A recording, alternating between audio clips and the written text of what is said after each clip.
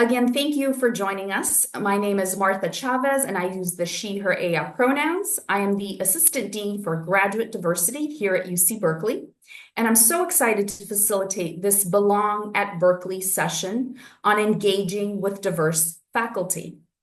Next slide, please. So our agenda is as follows. We will begin with our panel and questions, and then we will move to Q&A. So next slide. So to get us started, I'd like to invite each of our panelists to briefly introduce themselves. If you can share your name, pronouns if you choose, how long you've been at Berkeley, where you completed your graduate work, your current department, and a one-sentence summary of the research you work on now. And I'm going to put it in the chat so that hopefully it'll be easy for you to follow. So let's see. Erica, would you mind going first? I would be happy to. Hello, everybody. Welcome. My name is Erica Weisinger, and I use she, her pronouns. I am a professor at the Goldman School of Public Policy, and I joined GSPP actually as a PhD student myself. So I came 20 years ago as a PhD student, and I then did a postdoc at the School of Social Welfare before coming back to teach at the Goldman School. So it's been, a good 20 years that I've been more or less connected to UC Berkeley. And a one-sentence summary of the research I work on now. I'm going to do two sentences. So I started doing work and a lot of thinking around children and families in foster care. And I have since pivoted to do work on racial justice and specifically on reparations. Wonderful. Thank you so much, Erica. Oscar, would you mind going next? Sure. Thank you, Martha, and hello, everyone. My name is Oscar Dubon. My pronouns are he, him. I'm a professor of material science and engineering in the College of Engineering at UC Berkeley. I'm also Associate Dean of Students in the College of Engineering, and I'm a graduate of the College of Engineering. So just like Erica, I came to Berkeley to get my graduate degrees. I actually started way back in 1989. To pursue my master's and then PhD. I was away for a couple of years, and then in 2000, I came back as a professor of material science and engineering. So I am basically a professor in the same department that I got my PhD in. That's how much I've loved being here. Of course, I'm also a native of California, so born in East Hollywood. So being part of the University of California is something that has been a part of me since I was 17 years old, as I was an undergrad at UCLA, and just having a real commitment to public education. So that's basically me. My research is ever since I was an undergrad at UCLA, I love studying how to grow and understand the properties of semiconductors, and I still continue doing that. Wonderful. Thank you, Oscar. And Lisa, would you like to go next, please? It's wonderful to be here in community with all of you. My name is Lisa Suchitani. I use she, her pronouns. I'm a faculty member in the Department of Ethnic Studies, where I teach courses in the Asian American and Asian Diaspora Studies program. I, like Erica and Oscar, I'm noticing a theme here, Martha, have been on campus for maybe a little over 20 years. I did my undergraduate and my graduate work here. I'm a Bay Area native, so it made sense for me to stick around and do the work that I love here in community with the people I love. My research interests include critical race pedagogy with a specific focus on Asian American experiences in higher education. When I'm not in the classroom, I also serve as the campus's inaugural Director of Engagement for Asian American and Pacific Islander Thriving initiatives. And the purpose of those initiatives is to ensure that everyone on campus has equitable opportunity to engage with a beautiful campus and an incredible faculty, staff, and student body. Thank you so much, Lisa, and thank you to our panelists for introducing themselves. So I actually want to start because we do have some questions, and I want to encourage our new admins to please go ahead and start sharing any questions that you have in the Q&A function.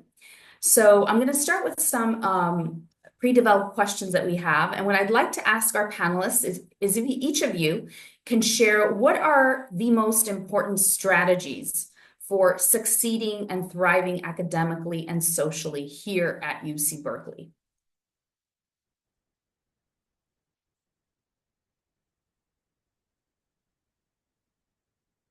Who would like to start? I can start. So I think that the most important thing for thriving is making sure that you're doing what you love. And hopefully, you've already chosen a graduate program that's based on what you love. But especially for those of you that are going to be needing to develop an independent plan of study, such as a dissertation, I think the most important thing is that you find what you're passionate about, what you're deeply curious about. And I think that your love and your passion for your topic will sustain you, will give you the nourishment, the flow that you absolutely have to find to complete a program like a PhD program. For master's students, I feel like finding your people, including your college, I mean, this is true for everybody, but I think especially for master's students, finding your people, finding the students in your classroom who maybe are excellent at something that you're challenged at and figuring out what you're excellent at that you can help them with. So really trying to figure out if the people that are in your classroom, be it your professors, your peers, if it's all a big puzzle, figuring out what your strengths and what your contributions are as you're also meeting people and figuring out how they can help you. Because I think this whole experience is so much more delightful if you can find your people and find the people who will help you get through the experience with, minimum suffering and maximum joy. So that's my 2 cents, and I'll pass the mic to Lisa. Yeah, I just want to echo what Erica said. Thank you so much for saying that so well. And I love the fact that you ended on a note of joy, hopefully as really that North Star for your experience. I agree. I feel like students sometimes get lost in navigating a very big campus, which Berkeley is, and feeling as though staying to what's true to them is somehow not good enough, right? That we allow the institution or the structures to define what joy is for us. And really, I think what's beautiful about Erica's point about centering that in your personal passion and love, I think is really going to sustain you not only academically, but also socio-emotionally, right? Through an arduous journey that a PhD program in general, irrespective of where you pursue that, demands. So that's sort of what I would echo. Thank you, Oscar. I love the theme of joy and having fun. I think that's something that has taken me a while to figure out even for myself. I always, you always have passion for something, you love something, but the idea of finding joy and having fun in what you're doing is what really is going to bring the best of you to the work, whatever it is that you're doing. So for me, it's doing experimental research in semiconductors. When I'm having fun, that's when I'm feeling like everything is just at its top. And that's what I try to convey to students. You have to find that joy. And even if you aren't sure about everything that's going to happen in the future, sometimes you just have to take that risk. You have made so many great decisions so far to get to this point. And now you're going to say, okay, you know what? I think this is what makes sense for me. I'm going to go out there and make this a joyful experience. The one recommendation that's practical around that is, I would say, is that sometimes in a big place like Berkeley, but anywhere, sometimes one community doesn't meet all your needs. And it's important to find all of those communities that together give you an amazing experience wherever you go. And I think that's one of the things I appreciate from being here at Cal. So when I was a grad student here, I didn't really I didn't really meet that many diverse students when I was a graduate student.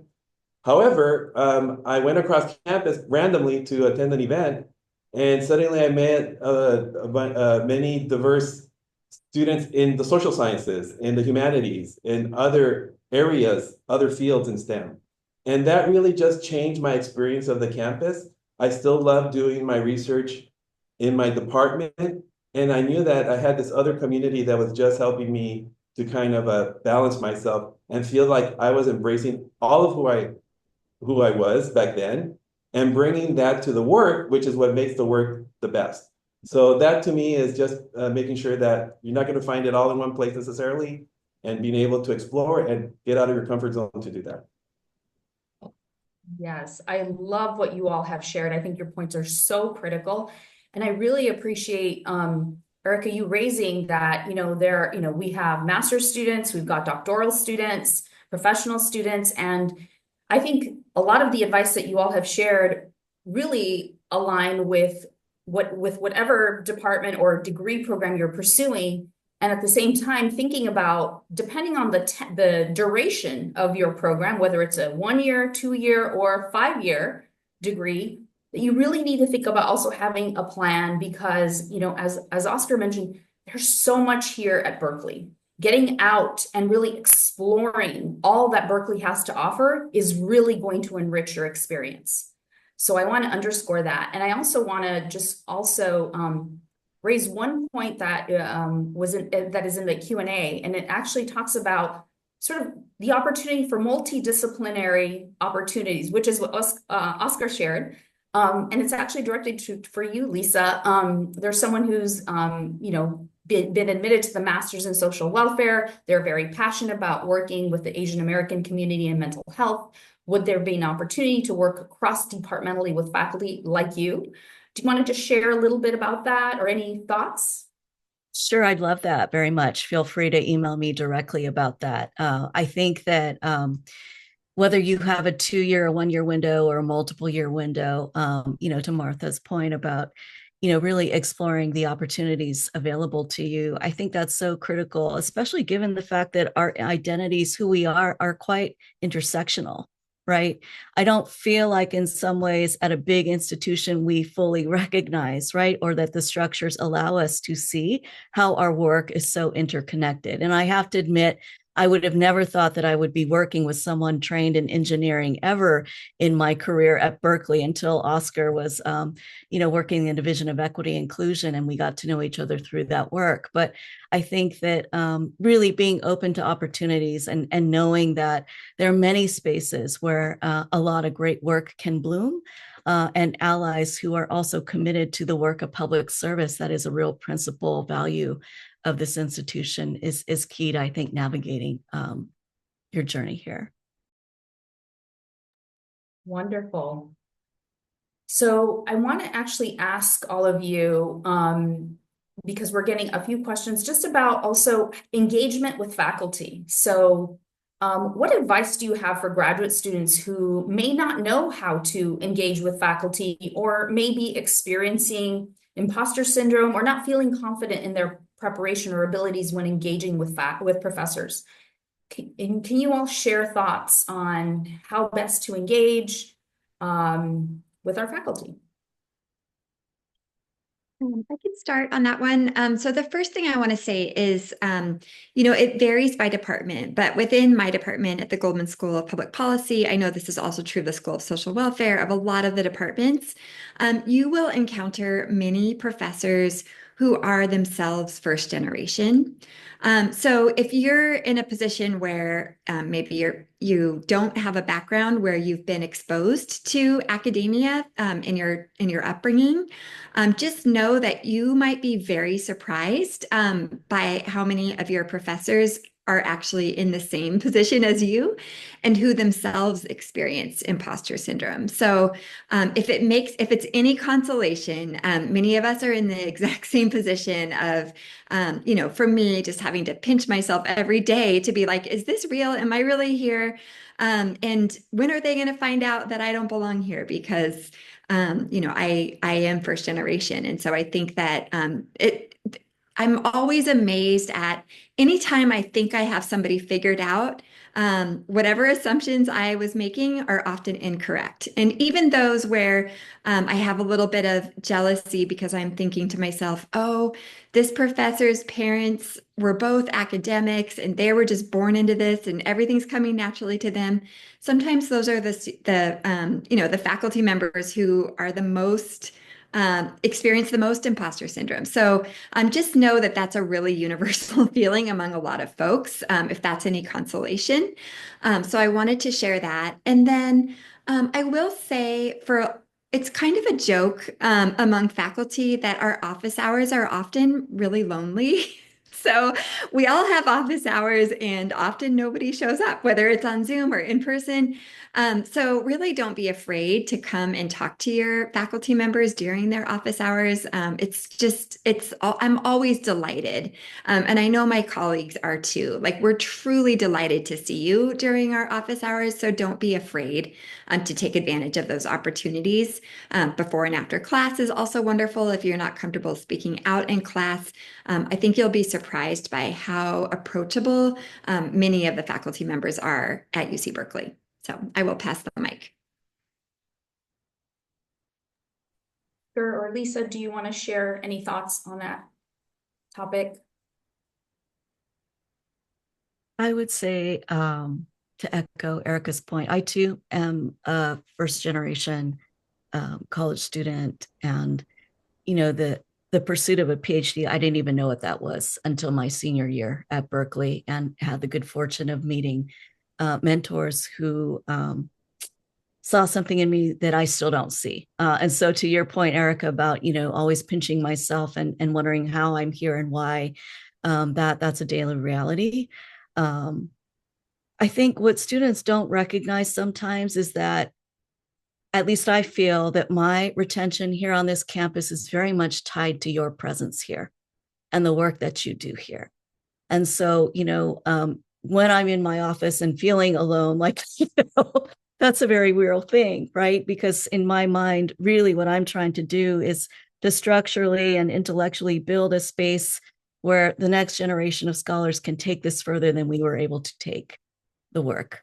And so ideally, for me, that's in partnership, that's in dialogue, that's in community with you. So I'm open to emails and requests for coffee or tea at any time. I know that the structure of an office can feel intimidating. And if that feels that way to you, we can go off campus, because I've too experienced that myself.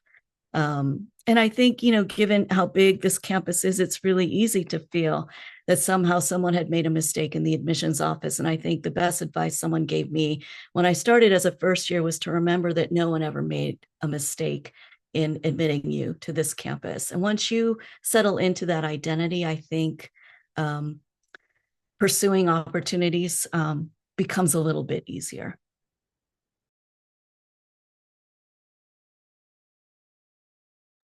Great. Okay. And I know there's a few questions about, which I think Erica answered, but one student is asking about, reaching out to faculty for office hours for a quick chat. So the answer is absolutely reach out to faculty. Depending on how busy they are, they may respond. If they don't respond, don't view that as a negative. It just might be, they may be grading papers. But I would say definitely reach out, ask as many questions as possible. In terms of our professors in general, open to talking about their current research or future collaborations, I would say yes, but Oscar, I see you unmuted. Do you have any thoughts? Yeah, no, I do think this is, it depends on the field, of course. It depends on master's versus PhD. In the master's program, at least in the field that I'm familiar with, there's a little bit more structure around things because we know that you're here for a very limited amount of time. For PhD programs, it's a little bit more, could be a little bit more ambiguous. Sometimes I think it is hard to reach out to faculty members and not get a response. I think that could be discouraging. I want to acknowledge that. I want to acknowledge that I am sometimes a culprit myself and not returning email It doesn't mean that we're not, as Martha mentioned, we're not interested in your success. It means that there are a lot of other things going on, and we're trying to do the best we can to meet people's needs, including our own, our students, and others in the community. So one thing is be persistent. Don't expect one email to be the solution. If there's something that really matters to you, like a group, I would be persistent. Even also exploring engaging with students who might be part of that group, other graduate students, because in the end, graduate students are the ones who tell you they're the best measures of the temperature of the climate and environment into which you would be possibly go into. So students are always a good resource. And oftentimes you might know graduate students who are here through your own networks, and then can make connections through that, because that also is something that can be another avenue towards engagement. But I'm going to acknowledge it's not always easy, especially when things are remote, when you're not here in person making the connections. That's why if you have an opportunity to visiting is, of course, and I think for a PhD program, you definitely have to visit. It's just such an important piece of the decision-making process. And when you're in a master's program, it would be great to visit. I know that there could be other constraints with that. And just have confidence that you'll be able to make the connections you need to here to have a good experience. But there is some uncertainty. It's a little bit ambiguous. I'm sorry, I can't be more precise about giving a recipe of how to do that successfully. But everyone tends to end up okay. Thank you for that great advice, Oscar. And it does. It may vary by department. And again, I love what you've shared, which is be persistent. Sometimes you do have to send more than one email or two emails to get through. And also maybe, contact multiple faculty as well, because, everyone's going to be maybe in a different point. I do want to ask, and Erica, I don't know if you can, and maybe Oscar and Lisa, you can also answer. I know the Goldman School has a one-year degree program, and there's some questions in the Q&A about, how do you get involved if you've only got 1 year? Is there a way to explore interests? And I think the answer is absolutely. Sometimes it's also embedded within the academic requirements to do research. But Erica, do you want to share anything with regards to, how to navigate and make the most use of a one-year degree program? Man, those one-year degree programs, you are drinking out of a fire hose. You're going to be continually exposed to opportunities. I think you'll be quite amazed at how full those programs tend to be. So I think you're going to be overwhelmed with opportunity as opposed to trying to seek anything out. But there are so many guest speakers. Each department often has a series of guest speakers. I know at the Goldman School right now, we're doing a series called Meet the Moment, where we have some tremendous luminaries that are coming. We've had Rob Bonta. We're about to have a congressperson, and sometimes we're in a classroom where there's only 20 students, and delicious food and a luminary in front of the room, and it's just such a amazing opportunity to meet other faculty, to meet other students. So I think you'll be really quite amazed at the opportunities once you kind of have your antenna up and once you're on campus. I do want to pick up on something Oscar said that I tell this to my students all the time because I teach a master's thesis seminar, and my students often feel surprised or discouraged that they don't get email responses, be it professionally or from professors. And I just cannot echo what Oscar said enough about the importance of being persistent and not taking it personally. I was in a faculty meeting recently where I was across the table from a Nobel laureate who's highly in demand for speaking, and just a very impressive person. And we were joking, well, he was joking that his job is to respond to emails. He's like, my job is email. And I'm sure we can all relate to just how flooded our inboxes can be, and that it's often been essential that we just respond to the email that's about the house burning down, as opposed to, an email that is from a student that we haven't met before, that we're so excited to get the email, but perhaps we're not able to respond right away. So just not being afraid to nudge that up within a week or so, and maybe again in another week, and then maybe you have an in-person opportunity to see the professor and you say, oh, I'm sure your inbox is flooded, but I emailed you a couple times. I'm Erica, I emailed you a couple weeks. Here's what I'm about, just to really not be afraid to be super persistent. I think that'll go a long way. And it pains us. Like, it pains us that we can't respond every time we get an email from especially a new student that we're excited to connect with. So we're grateful when you remind us. So don't be afraid to do that. I just want to lift too that there are other resources on campus, in addition to faculty, who can help direct you to those spaces of support that you may be looking for, including but not limited to the Office of Graduate Diversity, which Martha is a fearless leader for. There's an amazing Inclusive Excellence Hub that was just recently opened that I encourage you highly to go to. There is built-in community there, as well as rest and joy in that space, thanks to Martha and her staff. I think that while you're waiting for those emails to come back from us, there are other places and people on campus who I think are very committed to your success that you could consider reaching out to as well. Yes, and thank you so much for underscoring that, Lisa, that, even, as you are considering whether or not to accept the UC Berkeley offer, you also want to, as Lisa mentioned, reach out. You can reach out to our office for graduate diversity, learn more about all the programs that we have, and in addition, current students in the departments that you've been admitted to. So I know there's amazing students at the Goldman School in Asian American Studies and Ethnic Studies, in engineering. There are also great resources, and your student peers also have a wealth of information. They've been here. They can give you advice on what to do as you're navigating and trying to get information about whether or not to accept your offer. So I want to underscore what Lisa has shared.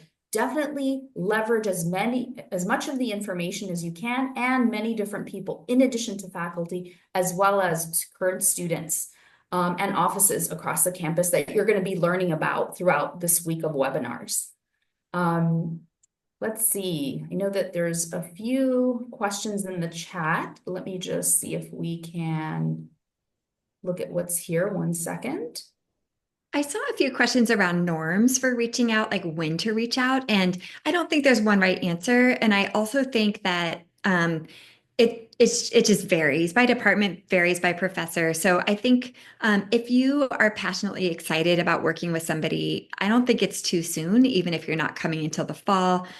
You can always say something like, I'll follow up with you again. But I don't think it's too early to plant a seed if you're interested in collaborating with somebody. One thing to be aware of is that funding can be limited. That for me, I would love to work with many students. I just don't necessarily have access to funds to hire graduate student researchers or graduate student instructors. So there's a difference between being excited about collaborating with students or professors and necessarily having a funding opportunity to work with somebody. So those are the distinctions to pay attention to. I think that's really important. Thank you so much for raising that, Erica. I think depending on who you might want to reach out to, given what Erica has shared, there may be an opportunity, and it also will depend on your academic curriculum requirements. But one way that sometimes students are able to work with faculty is to maybe talk to a faculty member that you're interested in doing research with, and maybe take on an independent study. So you could get potentially course credit for doing some research with them, but it would have to be agreed upon between you and the faculty member in terms of the scope, in terms of the number of units, but there could be ways to do that. And again, it's also going to be dependent upon your program requirements, because there's, I'm sure that all of your degree programs will ask you to have full-time status. Most of them do. So you will be busy.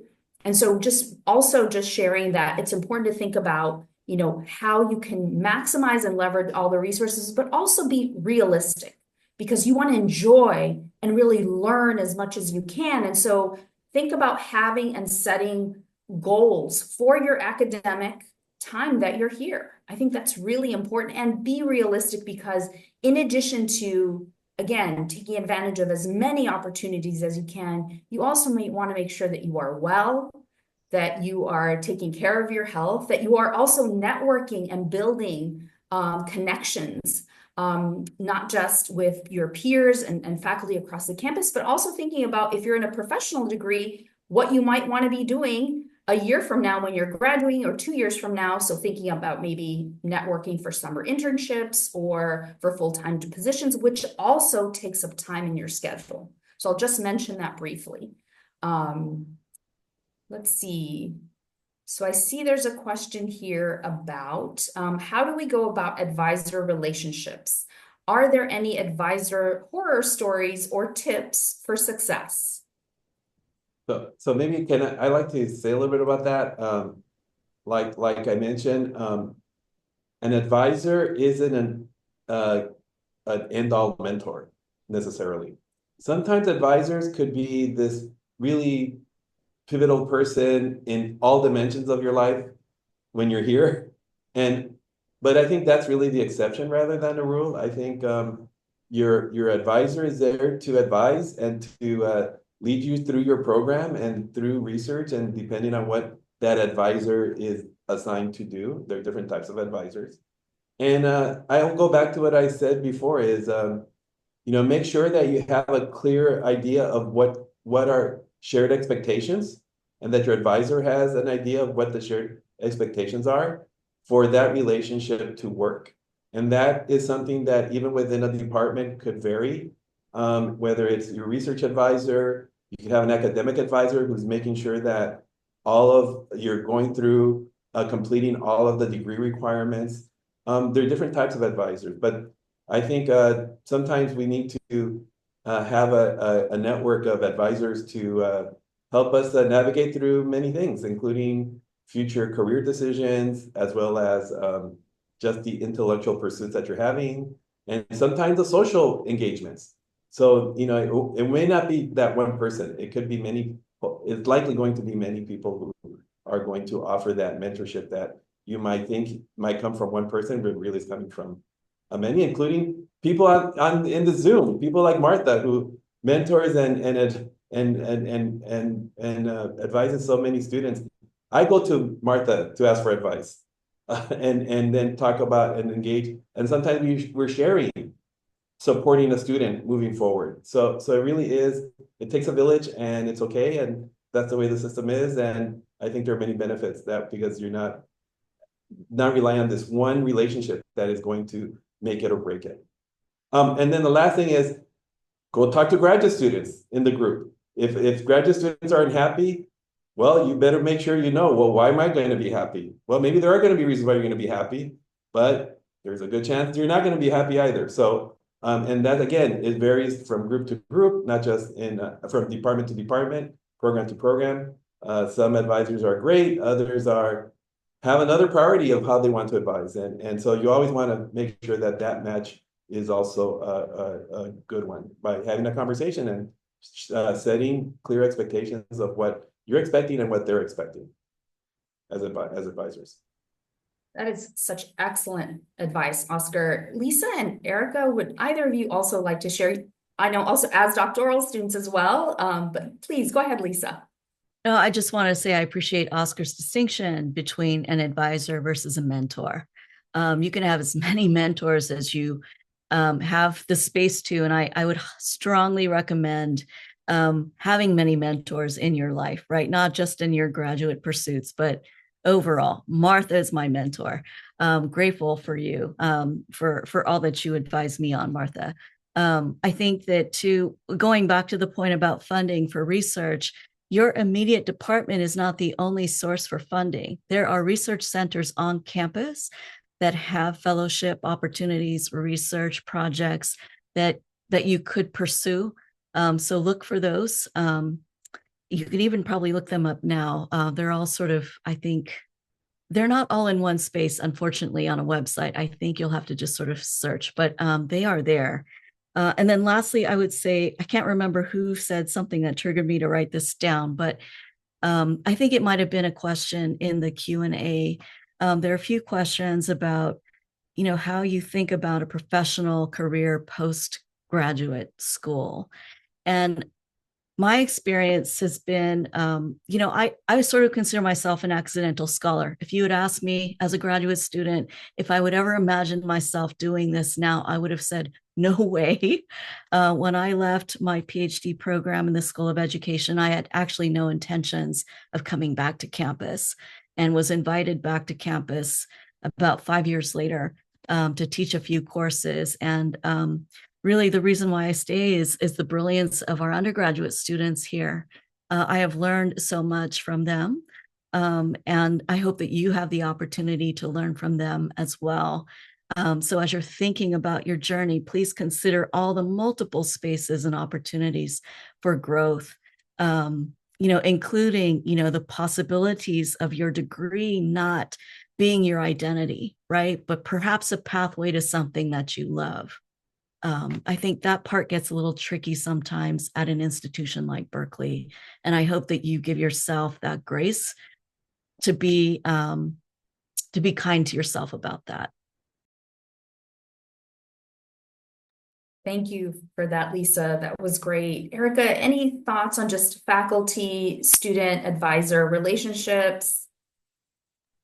Yes, I completely agree with what has been said about having a deep bench. You will find that different professors and advisors serve different roles for you. And I think it's absolutely true that having many is helpful. I often describe a few people as my mentors. And it's funny because in some ways, I don't think they even know that I view them that way. But like they have podcasts and they've written books, and I am in relationship with them, but I view them like I sort of like channel their voice because, these days, so many people at UC Berkeley are public intellectuals. So sometimes, even if you don't have an intimate, like you meet for tea every Friday, you might find that you have a really warm feeling and deep appreciation for some of the scholars that you're in community with. And sometimes it's a podcast that leads you to feel that the wisdom and insights of a particular professor come to be something that, they come to hold a role that you view as a mentor. For myself, I will share that in my process as a PhD student, it was really my advisor that helped me get into the program because she saw something in my application materials that led her to want to work with me. And she was a great fit as my dissertation advisor. But the other members of my committee served really important roles in other ways. So one committee member I really viewed as a methodologist, and I really worked closely with her as a methodologist. Another just as a legal scholar that was important. So I do think that for those of you pursuing PhDs, that this idea of assembling a committee is really quite significant in terms of piecing together what you need for the wisdom and support that will guide you through your experience. Thank you for that, Erica. That was great. And I just want to underscore that, if you decide to join Berkeley, and I'm going to speak specifically about the PhD programs, and also this, I guess, applies to masters too, but if you're in a long, you're going to be here for 5 years in a PhD, you want to make sure that you are proactive in reaching out if you have questions. If you think that there is, that there are challenges with your relationship in terms of your faculty advisor, reach out and ask for help. Ask for questions. And I should mention that we do have, the Office for Graduate Diversity offers for first-year PhD students a program called Path to the Professoriate. And that program is available it's open to all students in all academic disciplines. And we provide you with resources on how to support faculty and student mentorship, graduate funding. We provide writing resources. And so there are so many great opportunities that if for some reason you are struggling or you have questions about your doctoral pursuits, you can always find support. And that's going to be really important, especially if you're going to be here for a few years. Like, do not hesitate to ask questions and reach out because there are so many resources on the campus. The key is your willingness to go out and proactively ask for help. So I want to underscore that because I think that our students, thrive here. When they struggle, we always encourage them to ask for help and be proactive because there's a lot of people on this campus that care, that want to support you and want to ensure your success. So I think what I want to do now is actually ask all of you a question about, as I got this question in an earlier session today. What is one or two of your favorite things about UC Berkeley?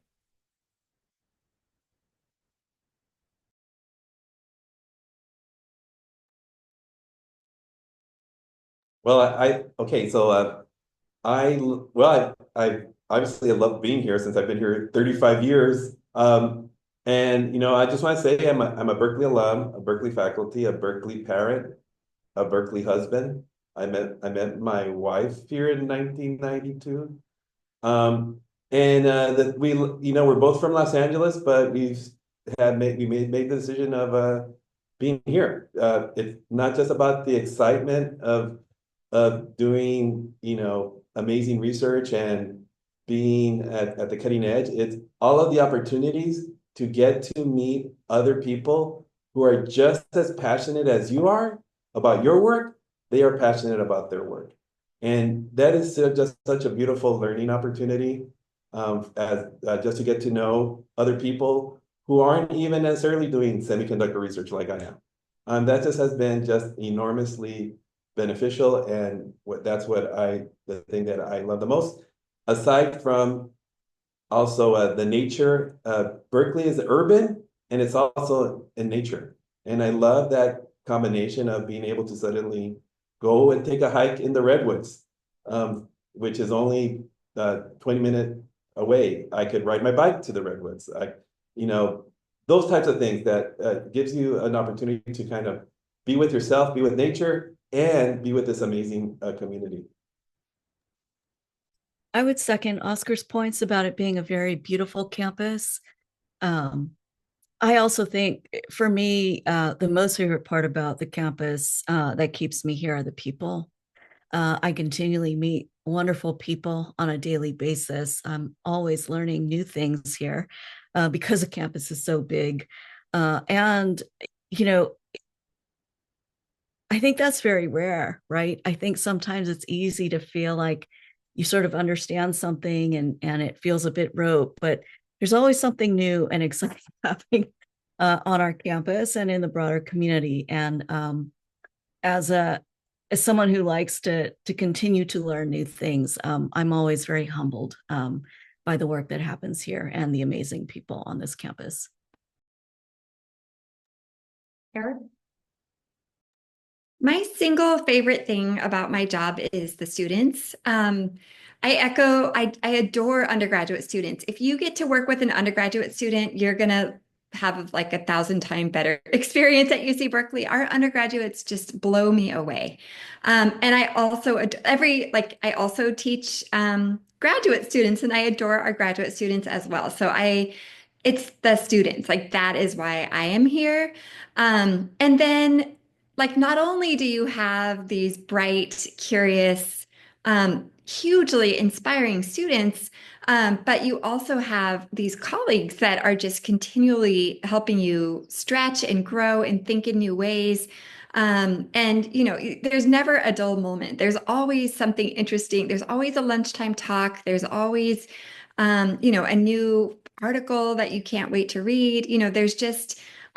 There's so much to keep a curious mind engaged here. So I would say, I guess if I could simplify that down to one thing, it would be the people. So yeah, certainly the students and my colleagues just blow me away. And then it is an urban campus, and there are elements of the city that can feel a little chaotic at times. I'm somebody who grew up rural, and so there are times when I feel a little overwhelmed with the city. And then there are these moments on campus where all of a sudden you see a creek and you're standing under redwoods and you're staring at a cool, clear pool of water, and there are birds around you, and you're like, I just can't believe I'm in this gorgeous place. So it really does have it all. You're super close to San Francisco, and then you're really close to like amazing beaches and redwoods and even skiing. You're in such a it's such a neat place in terms of the proximity to so many things that can nourish your soul, depending on what that is for you. Thank you for all. Oscar, Can we've you been say one more waiting. thing? And I'm going to claim that we have the best weather in the world. It might be a little bit cold for some, but you get used to it. And, what can I say? As someone from LA, we have the best weather up here in the world, in my view. Agreed. So I'm just gonna ask you one final question before we close out. So as you know, we have our newly admitted students with us today on this webinar, master's, professional, doctoral. If there's one thing you want to leave them with, they're going to be deciding. Maybe some of you have already decided actually if you're going to be attending Berkeley, but as they're making decisions, any words of wisdom for them as they make their decisions as to whether or not they're going to attend Berkeley. And I know there's a lot to consider, but just what advice would you give to them as they're deciding whether or not to pursue a degree here at Berkeley? I would just say this is an incredible time in your life. I'm sure that you're considering multiple offers. I would just say, as you're writing your list, your pros and cons of wherever you decide to go, that you take a moment to truly celebrate this moment, right? I think that we don't celebrate enough all of these amazing things that we experience. And I think that just taking the time to make sure you recognize that getting into Berkeley is celebratory worthy, irrespective of whether you decide to come or not, is something I hope you do.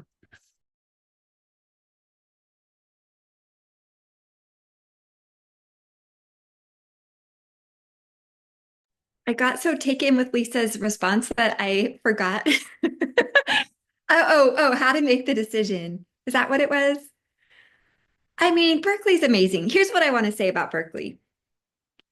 Not only are people brilliant scholars, but there's something about the public university and the Berkeley environment that there's also a real commitment to values that people just don't stray from. Like there is a core commitment to things like equity and justice, to making the world a better place that I think being at a public university like UC Berkeley just make it just absolutely unique and special. And the combination of not only the brilliance of the scholarship here, but the explicit commitment to wanting to make the world a better place. Um, I could not ask for more. I couldn't dream of a more perfect environment to work in. So I hope that is a deciding factor for you in deciding to come here. So for me, it's a life, just like Lisa mentioned, it's a life choice. You're not choosing, when you're as an undergrad, you're choosing how the school is ranked, how that school is ranked. You're concerned about different elements of campus life.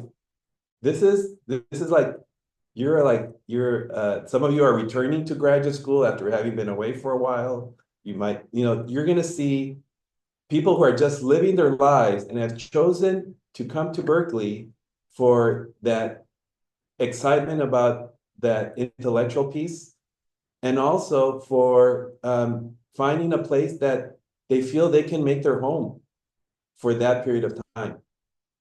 Period, writ large, not just home on campus. but home in the broader community, home in this dynamic place, this vibrant place where there are exchanges of ideas, where you can find people who are passionate to disagree with you, to agree with you, and to just live your life. So that's why I feel like it is really important often to visit a place, because to me, when you walk on the campus, when you walk in the broader city that it's a part of, and you say, this feels like I can make this place my home. That to me is what will be above anything else. And I remember that feeling. I remember when I visited, even before I even applied. And I just knew that I just want to explore living here. I want to be here. I want to be in this community, and I want to be in this broader community so I can explore myself. I can grow more. I can express myself of how I want to be in this world and learn and grow into that. And it just felt like home. And I've been fortunate that I have been able to make that my home for the last 35 years. Thank you so much, Oscar, Lisa, and Erica. And I also just want to share, on that note, Oscar, which I think is really important, that, if you can see yourself here and you can feel yourself here, then this could be a really good place for you. And only you can make that decision. And so, I want to encourage you to write down your questions. Make sure that you ask as many questions that are important to you, based on your values, as Erica mentioned, based on, the kind of research that's here, as Lisa mentioned, like all of the things that are important to you, write them out, make sure that you get answers to questions that you are thinking of, because we want you to be happy. If you decide to come here, we want to make sure this is going to be a good fit for you. We think this is a great place, but only you can make that decision for yourself. And so, as Oscar mentioned, if you can come and visit, we hope you will visit us to see what it's like to be on the Berkeley campus. And if you can't, definitely make appointments. You can do phone or Zoom calls, hopefully with folks in your department, with current students, with faculty, because we want to make sure that, if you're going to be here for a few years, or even if you're only here for 1 year, that this is going to be a place that you're going to be proud to say, I am a UC Berkeley alumni when you're done. So that's our goal. We want to make sure this is a good fit for you. So do your due diligence, view this as a period of discovery. I think Lisa mentioned this, like how exciting. And you all should feel so good about having been admitted to Berkeley, because we do think and know that you belong here. The question is, how do you feel? And so please do ask a lot of questions. As I mentioned, there are so many great resources that we have to offer. Both you should look at your own departments, but also campus-wide. I'm going to put in the chat, let's see, hopefully this will work. I want to remind you that we actually have a program called the Diversity and Community Fellows Program. This is a phenomenal set of students. They go through an application process and they apply to become fellows to the Office for Graduate Diversity. They work with me and my team to support diversity, equity, inclusion, and belonging initiatives and programs. And one of their roles is to provide advice and guidance and mentorship to current and prospective students. So if you have questions, we want to strongly encourage you to please reach out to them. They have amazing advice and guidance, and they know how to navigate the Berkeley campus. I want to actually move on to the next slide and just say thank you all for attending our our Belong at Berkeley session. Recordings will be shared after they've been edited for accessibility. And if you still have questions, please reach out to the Office for Graduate Diversity or also to our Diversity and Community Fellows. We hope to see you in a future webinar this week. As you know, we have an entire week of webinars, and hopefully those can be put up. Yes, and there they are. Thank you. And then I just want to say thank you for joining us today for our Engaging with Diverse Faculty session. We hope you enjoyed the remaining webinar sessions. And as a reminder, our recordings are going to be available. If you still have questions, please don't hesitate to reach out to us. So thank you again so much. And I want to thank my wonderful panelists, Oscar, Lisa, and Erica. Thank you for your words of wisdom and advice and for being available to answer questions of our new admits. So thank you all. We hope you have a great week, and we look forward to hearing from you, especially our new admits, if you have questions. So have a great rest of your day.